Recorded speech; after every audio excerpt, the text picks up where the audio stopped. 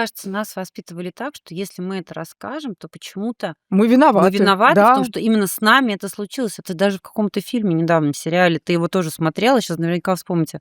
Была какая-то такая ситуация, где мама обвиняла дочь, что с ней что-то Ну, случилось. слово пацана, когда слово она вышла пацана, в окно. да. Да. И вот эту тему мы начали с мамой. Я говорю: "Мам, почему в тот момент ты вообще могла от меня отвернуться?" Ну, вот я представляю сейчас, не дай бог, что-то произойдет с моей дочерью, и, ну, что бы она ни сделала, ты все равно будешь на ее стороне. А тогда это была тенденция того поколения Ну, всего. просто тогда было и другое поколение, и другое время, все были более категоричны, у всех было такое количество проблем, что да, что-то посидеть, поговорить с дочкой или с сыном о каких-то их душевных там переживаниях, но это, наверное, ну, это даже Ну, потому что мысли все не были было. заняты тем, чтобы найти З- деньги на существование. Да, А да. теперь нам есть на что существовать, и теперь мы занимаемся с развитием, намного больше саморазвитием и информации, да. детьми.